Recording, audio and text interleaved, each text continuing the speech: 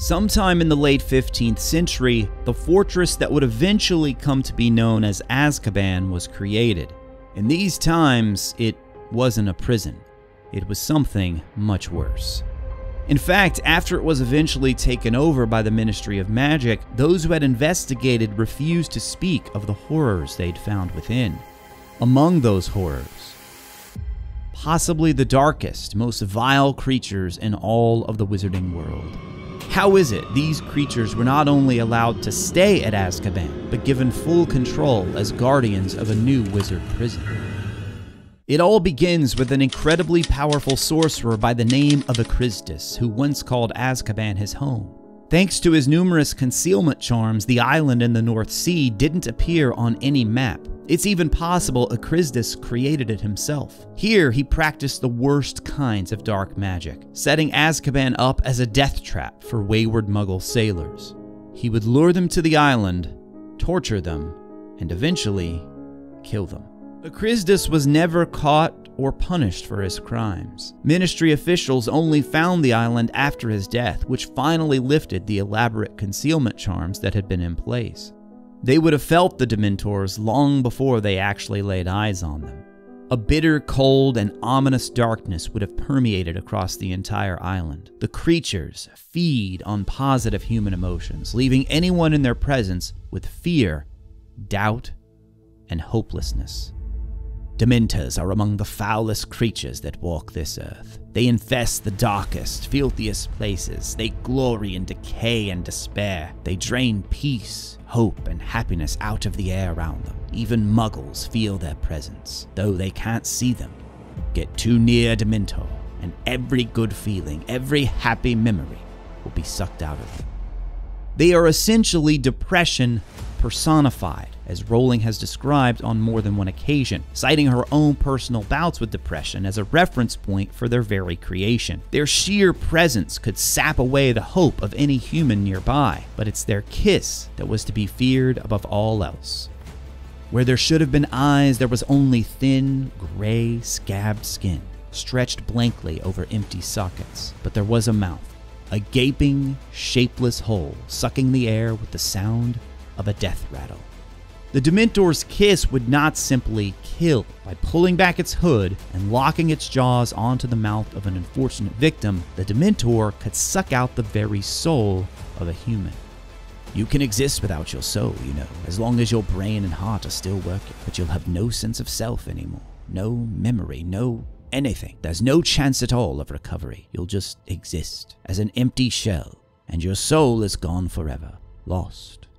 It's clear throughout history how wizards struggled to understand these creatures, capable of inflicting a fate even worse than death. They actually aren't classified as beasts by the Ministry, nor are they considered beings. They fall into a much smaller category known as non-beings, along with boggarts and poltergeists. They're closely linked with humans and our emotions. Like poltergeists and boggarts, their creation and existence only seem possible as a direct result of our human emotions. Some have speculated that Dementors were created by Aakash and the atrocities he committed at Azkaban. Others have theorized they existed before then, but worked alone or in smaller numbers. But there's no doubt the concentration of Dementors in and around Azkaban was unlike anything the wizarding world had ever encountered before. Upon discovering the island, wizards were left with a complex problem and no easy solutions. What should be done with Azkaban and the horde of creatures they clearly knew so little about? Unsurprisingly, there were many who argued for what may seem like the most logical response: destroy the island and everything in it. And therein lies a significant problem. You see, Dementors cannot be killed. So what would happen if wizards were to destroy the very place they call home? Even with Aakash dead and no longer luring Muggles to a grisly demise, the Dementors remained infatuated with the place, clinging to the very walls that echoed nothing but misery and pain. Wizard kind, understandably, feared their retribution.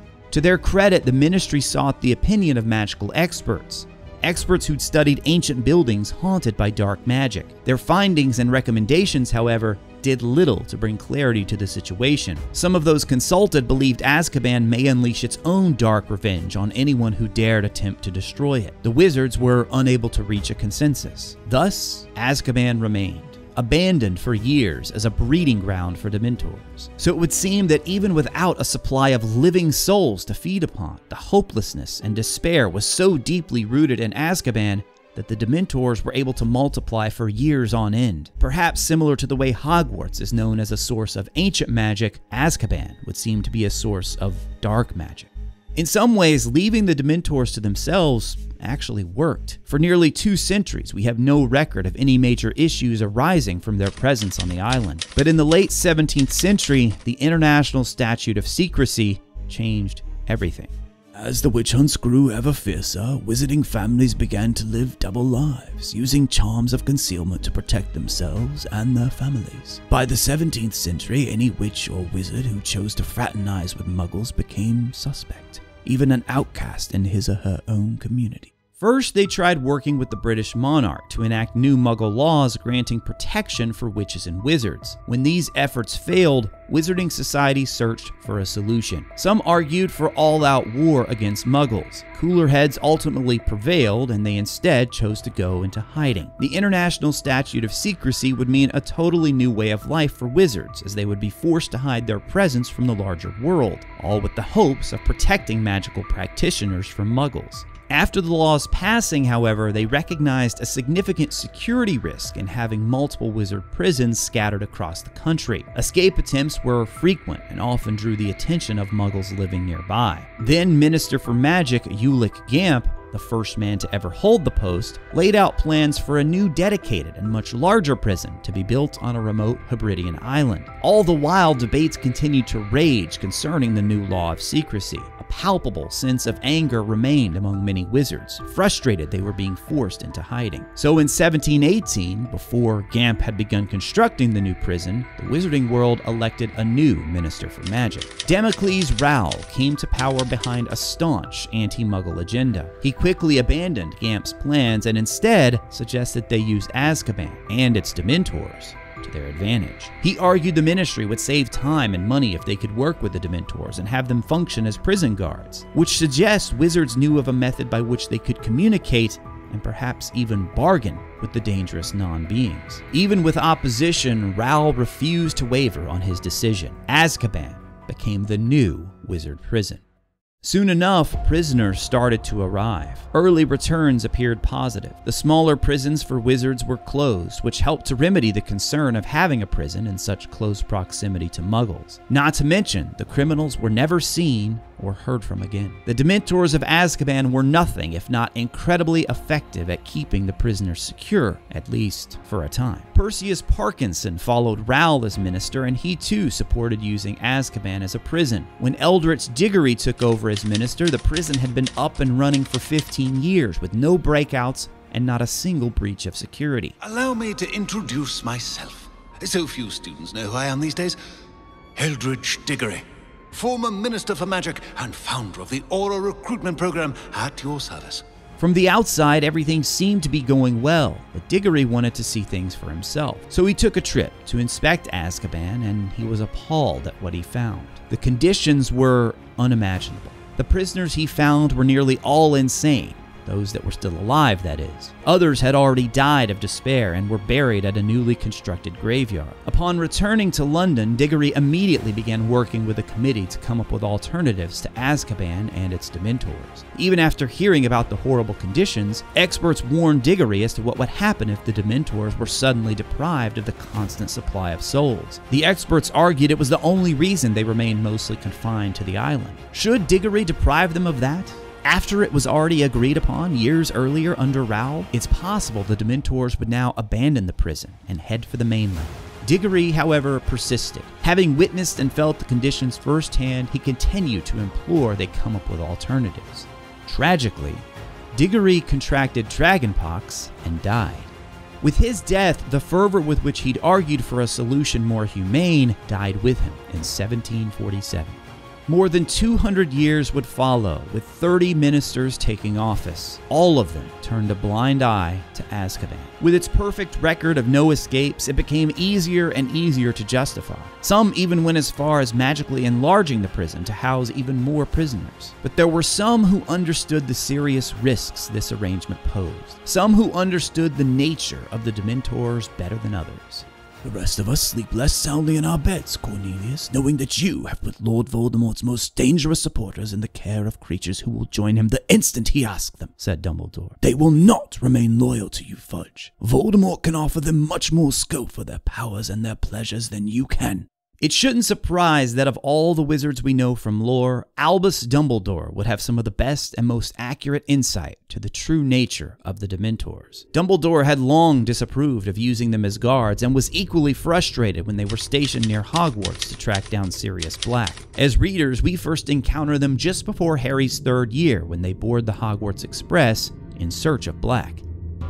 An intense cold swept over them all. Harry felt his own breath catch in his chest. The cold went deeper than his skin. It was inside his chest. It was inside his very heart. Harry's eyes rolled up into his head. He couldn't see. He was drowning in cold. There was a rushing in his ears as though of water. He was being dragged downward, the roaring growing louder. As we learn throughout the rest of the book, Harry is even more susceptible to the Dementor's presence because his memories are so much darker than most. Every time he's in their presence, he's forced to relive the night Voldemort attacked his family and left him with his famous scar. We get another first-hand look at the Dementors stretching the limits of their freedom when they show up during a Quidditch match between Gryffindor and Hufflepuff. Once again, their presence affects Harry far more than the others nearby, and he passes out in the middle of the match, nearly falling all the way to the ground. Dumbledore was really angry, Hermione said in a quaking voice. I've never seen him like that before. He ran onto the field as you fell, waved his wand, and you sort of slowed down before you hit the ground. Then he whirled his wand at the Dementors, shot silver stuff at them. They left the stadium right away. He was furious they'd come onto the grounds. The silver spell is, of course, the Patronus Charm, one of the few ways of defending against a Dementor. But the only reason Dementors were even at Hogwarts is because they'd experienced their first ever escape from Azkaban, or so they thought. In Harry's 4th year, it's revealed that one of Voldemort's Death Eaters, Barty Crouch Jr., actually pulled off the feat years before Sirius Black.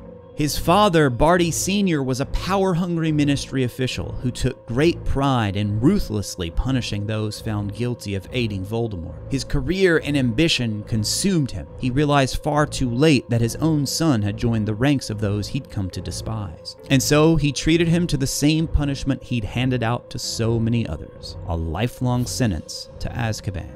But Barty Sr.'s reputation was forever blemished. His own son being found guilty of working for Voldemort was enough to destroy his once promising hopes of one day becoming Minister for Magic. He was demoted from his position as Counsel of Magical Law and the subject of rampant gossip. To make matters worse for Barty Sr., he had a terminally ill wife at home, now grief-stricken at the loss of her son. And in what had to be one of his weakest moments, she pleaded with him for one final favor. You see, Barty Sr. was likely more familiar with Dementors than most. Perhaps he'd even visited Azkaban himself, and as such, he would have been well aware they cannot see. Instead, they feel their way towards people by sensing their emotion. Crouch Sr. arranged for he and his wife to visit Azkaban, no doubt playing this off as a mother's final wish to see her son one last time. With Mrs. Crouch already near death herself, the Dementors would have simply detected one near-dead person going in with Barty Sr. and one near-dead person going out with Barty Sr.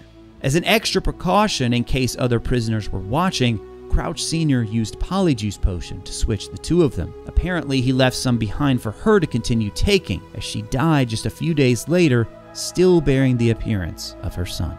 This escape was so carefully planned and executed that it went completely undetected for 13 years. Sirius's escape wasn't as carefully planned, but still showcases another weakness in the Dementor's abilities. Even though he spent 12 years inside the prison, Black knew he was innocent. Holding on to this fact helped him maintain a small piece of his sanity over the years. Considering this wasn't exactly a happy thought for Sirius, the Dementors weren't able to take it away. Black was also an unregistered animagus, and anytime he transformed into a dog, His feelings, thoughts, and emotions were mostly undisturbed. You see, Dementors only feed off human emotions. As a dog, his feelings registered to them as being less human, less complex. Even so, Black was weak and feared he couldn't risk an escape without a wand. But everything changed when Black spotted Peter Pettigrew in his rat form on the front page of the Daily Prophet. He spotted the prophet during one of Cornelius Fudge's prison inspections.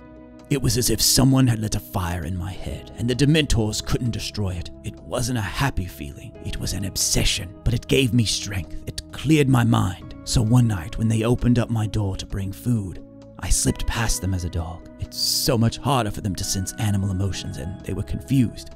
I was thin, very thin enough to slip through the bars. I swam as a dog back to the mainland. I journeyed north and slipped into the Hogwarts grounds as a dog.